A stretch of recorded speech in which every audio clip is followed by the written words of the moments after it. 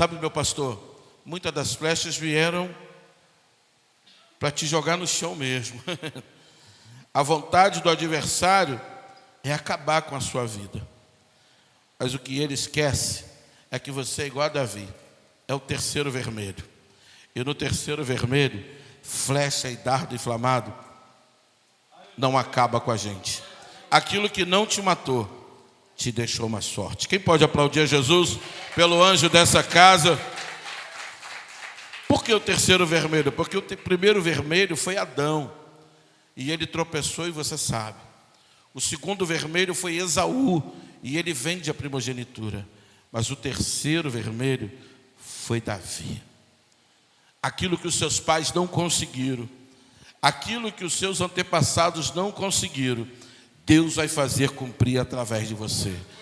Aleluia, levanta a sua mão direita, eu tenho uma palavra do céu para o seu coração. Livro do Gênesis, capítulo de número 14. Eu tenho uma palavra de Deus para você nessa manhã. E nós viemos celebrar esses 2 anos. Aleluia. Um dia você senta com a sua pastora, com o seu pastor e pede para ele te contar como foram esses 2 anos. E você vai ver que eles só estão de pé porque a mão do Senhor os sustentou. Livro da Criação, livro do Gênesis, capítulo de número 14. A partir do verso 17, quem achou, diga graças a Deus. Após voltar, Abrão de ferir a Quedorlaomé, aos reis que estavam com ele, saiu-lhe ao encontro o rei de Sodoma, no vale de Zavé, que é o vale do rei. Melquisedeque, rei de Salém, trouxe pão e vinho, e era sacerdote do Deus Altíssimo. Eu vou repetir. Melquisedeque, rei de Salém, trouxe pão e vinho, e era sacerdote do Deus Altíssimo. O livro é o livro do Gênesis. O capítulo é de número 14. A Bíblia diz que agora Abrão, ainda Abrão, ele vem de uma batalha contra Quedorlaomé, e o texto vai dizer que agora ninguém nada menos do que Melquisedeque aparece diante de Abrão, e o texto diz que ele agora vai abençoar Abrão. E a Bíblia diz que a mesa de Melquisedeque, ela tinha pão e tinha vinho. No capítulo 12 do livro da Criação, a Bíblia vai dizer que agora teve fome na terra. A palavra fome, pastor André Ferrugem, ela só aparece na Bíblia a partir do capítulo 14, capítulo 12. Até o capítulo 12 não se ouve falar em fome. Mas no capítulo 12 a Bíblia diz que a fome chega até a terra onde Abrão estava. E o texto vai dizer que Deus agora manda ele sair dali, sai com a sua parentela para uma terra que eu vou te mostrar. Abrão não tinha bússola, Abrão não tinha o YouTube que nós temos hoje, Abrão não tinha um direcionamento nenhum de Deus, era só uma voz de alguém que ele nem conhecia. Por quê, pastor? Porque a Bíblia diz que o seu pai Terá servia a outros deuses. A Bíblia vai dizer que Abrão cresce naquele ambiente que não era de Deus, num ambiente idólatra, mas Deus enxerga no coração de Abrão algo diferente, o convida a sair, e pela voz que ele ouve, ele resolve obedecer, e a Bíblia diz que agora Abrão sai com a sua parentela. Só que o texto diz que Terá morre. No autor aos Hebreus, a Bíblia diz que Deus teve que matar Terá. No livro de Atos dos Apóstolos, a Bíblia diz que Deus mata Terá, mas aparece para Abrão. Pastor, o que você está dizendo? É que nessa manhã Terá tem que morrer. Eu quero pregar a mensagem que Deus me deu para esse dia. Mas você precisa entender que tem coisas que você insiste em carregar, tem coisas que você insiste em aliançar, tem pessoas que você insiste em trazer para você, e Deus está dizendo, larga fora, deixa para trás. Por quê? Porque Terá tem que morrer. A Bíblia diz que Terá morre e Deus aparece. A Bíblia diz que Terá morre e Deus traz revelação. A Bíblia diz que Terá morre e Deus mostra um novo caminho. Olhe com carinho para quem está do seu lado e diga: meu irmão, nesta manhã, deixa Terá morrer. Eu quero pregar a mensagem que Deus me deu para essa manhã. Quem me ouve até 2 horas da tarde, até 2 horas? É ruim, eu vou embora. Eu vou embora. A Bíblia diz que Terá morre no meio do caminho e Deus aparece para Abrão. Terá morre e Deus traz revelação para ele. Deus morre e Deus mostra um novo caminho. Pastor, o que você está dizendo? É que nesta manhã Terá tem que morrer. O texto diz que após a morte de Terá, Abrão agora vai perder a sua paternidade. Por quê?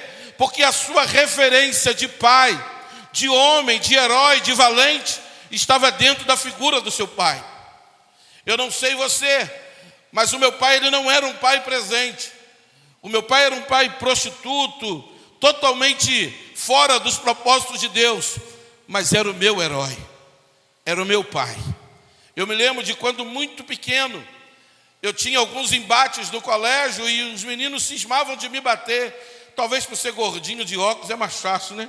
Deixa eu pegar aquele gordinho de óculos ali que é mais fácil. E numa desses embates eu falei: eu vou contar para o meu pai. Aí por alguns dias os meninos até se intimidaram. Houve uma festa no colégio e eu me lembro que os pais foram convidados. E um dos meninos que me batia, o pai dele também foi.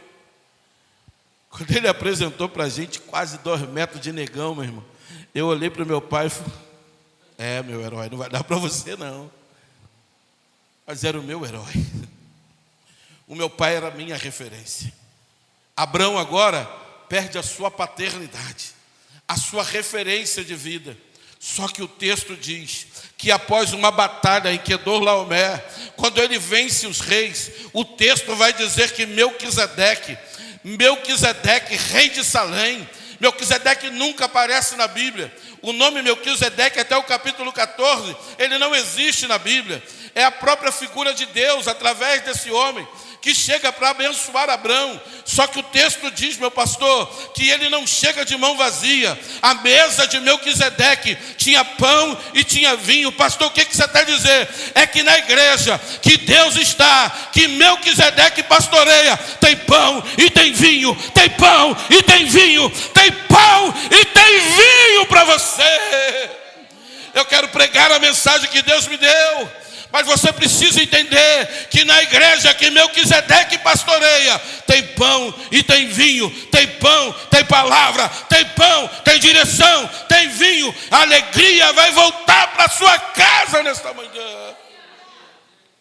Eu quero pregar a mensagem que Deus me deu. Eu quero ministrar o que Deus me deu para esse dia. Talvez você esteja vivendo o pior dos seus momentos. Talvez esses dias a notícia chegou e algo entristeceu a tua alma. Por quê? Porque somos seres humanos. Mas na igreja que Melquisedeque pastoreia, tem pão e tem vinho.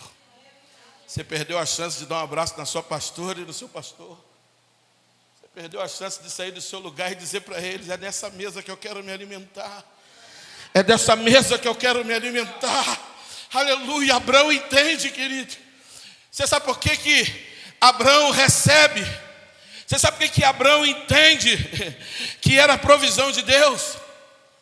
Porque ele entendeu que a pastora Luciana e o pastor Tiago é a mesa de Deus que alimenta ele. Aleluia. Levanta a sua mão direita e diga: Pai, hoje eu sei que na igreja que Melquisedeque pastoreia, tem pão e tem vinho. Aleluia. Tem palavra, mas também tem alegria. Quem sabe você chegou aqui nesta manhã, querido, e uma das interrogações que estavam dentro de você é essa: quando que nós vamos voltar a sorrir de novo? Quando que nós vamos voltar a sorrir de novo? Porque atrás de mim não tem asa. Não procura asa atrás de mim, porque você não vai achar. A chuva que cai na sua casa, cai na minha também. O problema que chega na sua casa, chega na minha também. Se a enfermidade bate na sua família, na minha também bate. Só que é a mão do Senhor que nos sustenta. Thales Roberto diz que todo dia o pecado vem, mas eu escolho Deus. A vontade do adversário, querido, muitas vezes não é acabar com a gente, não é tomar o que nós temos, mas é destruir a nossa história. O texto vai dizer que quando Absalão se levanta contra Davi, e Davi resolve fugir, ele atravessa o Jordão e corre, porque ele não queria o embate com o filho. Não era o trono que Absalão queria. Absalão queria apagar a história de Davi. Tem gente que te persegue não pelo que você tem, mas pelo que você carrega.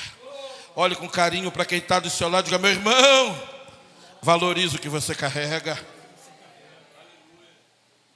Não é pelo que a senhora tem, é pela graça que a senhora carrega. É a graça que você carrega que faz com que as pessoas muitas vezes te perseguem. Mas uma coisa eu tenho certeza, é que o Deus que preparou a mesa para Abraão é o Deus que está preparando uma mesa para você também nessa manhã. Aleluia! O texto diz que agora Melquisedeque, ele vai receber de Abraão os dízimos, ele vai receber de Abraão a 10ª parte de tudo aquilo que Deus o entregou. Mas por quê? Até então ele não tinha instrução nenhuma, ele não foi criado dentro dos preceitos que eu e você fomos. Ele nunca ouviu falar de dízimo e nem de oferta. Ele é criado dentro de uma casa de idólatra.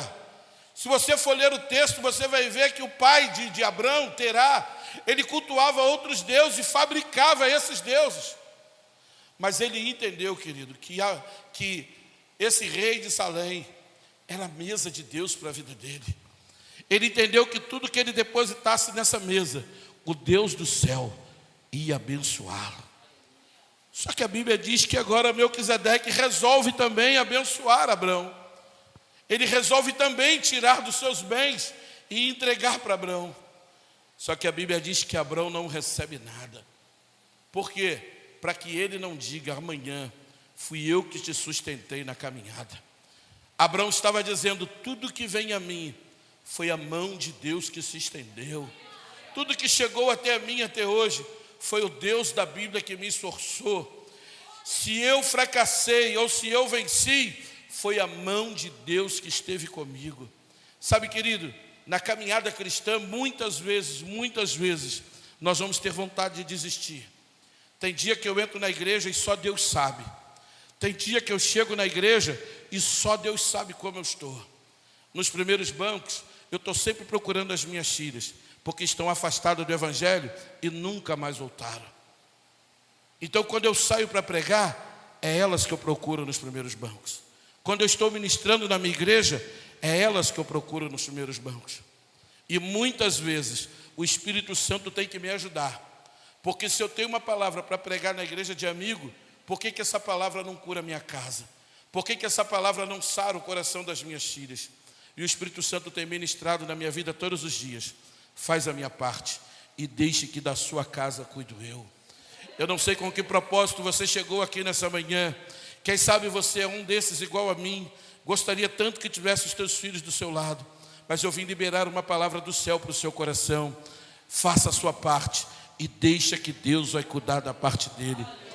Sabe, muitas vezes... Ô Jesus, pastora, vem aqui comigo, por favor. Aquela moça lá precisa de um abraço. Está de blusa branca lá, ó.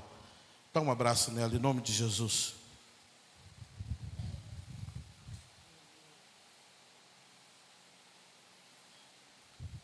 Isso, dá um abraço nela. Sabe, minha filha, nem tudo são flores no Evangelho, não. Quem te disse que Evangelho é carro novo e casa própria é um mentiroso. Evangelho é renúncia. Evangelho é entrega. Evangelho é carregar cruz. Jesus disse: aquele que quiser vir após mim, toma a sua cruz, negue-se a si mesmo, querido. Então o Evangelho não é casa própria, o Evangelho não é carro novo, o Evangelho é renúncia. Quantos chegaram aqui nessa manhã dispostos a renunciar? Quantos? Quantos estão dispostos a abrir mão, a renunciar? Evangelho não é carro novo, não, isso faz parte. Pode vir como pode não vir, mas eu continuo servindo a Deus. Se a casa vier, eu sirvo a Deus. Mas se a casa não vier, eu continuo servindo ao Senhor. Se o carro vier, eu sirvo a Deus. Mas se o carro não vier, eu continuo servindo a Deus. Eu não sou movido por circunstâncias. Eu sou movido por aquilo que o Espírito Santo ministrou no meu coração. Eu sou o improvável, meu irmão. Eu sou filho de um prostituto. Eu sou filho de uma mulher que limpava o colégio que nós estudávamos. Eu sou filho do zelador do prédio que nós morávamos. Mas o Deus da minha mãe mudou a história da minha casa. O Deus da minha mãe mudou a história da minha família. As pessoas sabem, pastor André Ferrugem, elas só sabem lamentar. Só sabem murmurar, minha casa, mas não faz nada por onde. A minha mãe teve câncer, saía de um plantão de 36 horas para a igreja. Eu não sei se você conhece alguém que já passou por esse tratamento de quimioterapia. É horrível, é devastador para o corpo humano. A minha mãe vinha de um plantão de 36 horas, direto para o INCA. Passava ali a manhã inteira, saía dali no final da tarde, depois do tratamento. Pegava 3 ônibus para ir para a minha igreja. O nosso culto é quarta-feira, 8 horas da noite. Eu vinha do trabalho, chegava na igreja, estava minha mãe cochilando no banco. Eu abraçava minha mãe e falava, mãe, por que a senhora não foi para casa? Vai descansar. E ela falava, eu não posso. Por quê? Porque eu tenho 2 filhos doentes que precisam de Jesus. E você, por causa da novela, não vem para a igreja. Não vou nem orar para Deus queimar sua televisão, não. E você, por causa da novela, não quer vir para a igreja quarta-feira. Não foi pastor Tiago que me falou, não. É o Espírito Santo que está mandando eu liberar isso aqui. Por causa de novela, que vai ver homem beijando com homem, mulher beijando com mulher, trazendo maldição para dentro da sua casa, e você não vem à igreja. Mas isso é mensagem para um outro dia. Se o pastor Tiago não me convidar para vir aqui. Você precisa valorizar o que você tem. Abraão sabia, querido, que aquela mesa era a mesa de Deus que ia abençoar a vida dele. Foi por isso que ele fez questão de depositar na vida daquele homem. E a Bíblia diz que na mesa de Melquisedeque tinha pão e tinha vinho. Eu vim liberar sobre você nessa manhã, querido. Não vai ficar do jeito que estava. Tem pão e tem vinho para você nessa manhã. A mesa de Deus tem pão e tem vinho para você nessa manhã. Levanta a mão direita ao céu e diga, Pai, hoje eu sei as flechadas, as investidas, as estratégias do inimigo. Foi para que eu estivesse aqui. Porque na mesa de Deus tem pão e tem vinho. Quem pode aplaudir a Jesus? Tem pão e tem vinho para você. Tem celebração nesta manhã. Aleluia. Deus te trouxe aqui porque Ele ainda acredita em você. Deus te trouxe aqui porque Ele ainda acredita em você. Quando você chegar em casa, pegue seu filho, querido. Não cometa o erro que eu cometi. Coloque a mão direita sobre a cabeça dele e abençoe a vida dele. Diga para ele que ele vai pisar em terras que você nunca imaginou. Fala para ele que ele vai sentar em cadeiras que nunca passou na sua mente. Diz para ele que ele vai alcançar patamares que o seu coração nunca imaginou. Não cometa os mesmos erros que eu cometi com as minhas filhas. Hoje os nossos dias são difíceis, porque hoje nós saímos de casa, eu e minha esposa, para pastorear uma igreja que as minhas filhas não estão sentadas no banco. Mas eu venho aqui com muita alegria, porque eu sei que o Deus da Bíblia está cuidando das minhas filhas.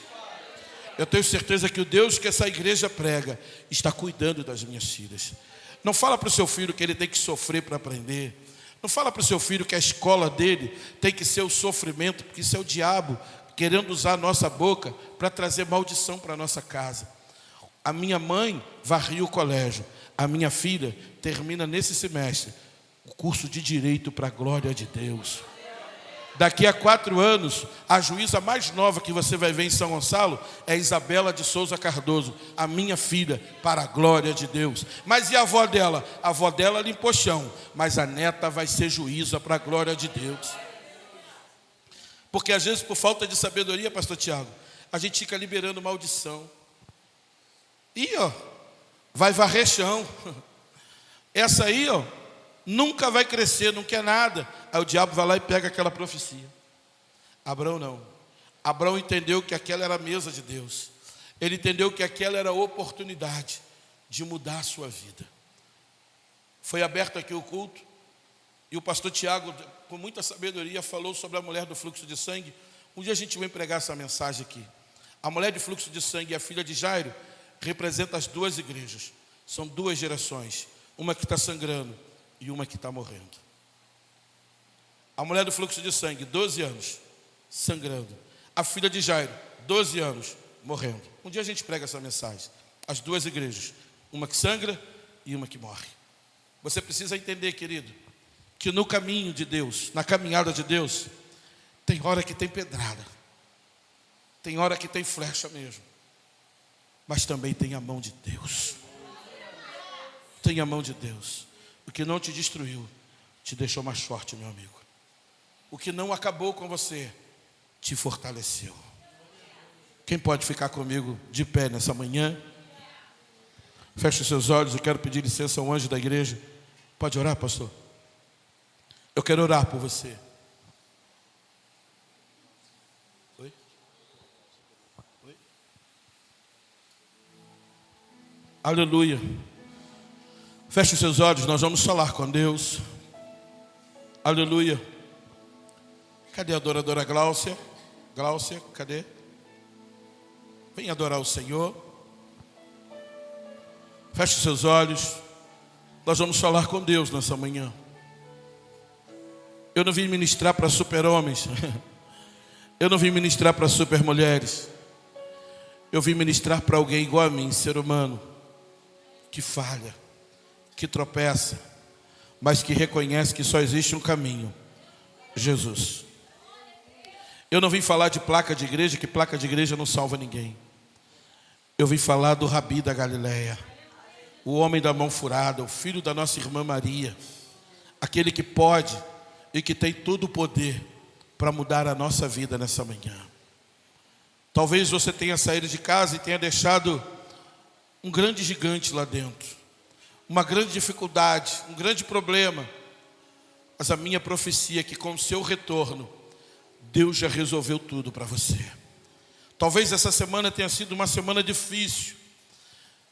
Oh Deus, essa semana foi semana difícil, porque alguém que você confiava disse: vou embora.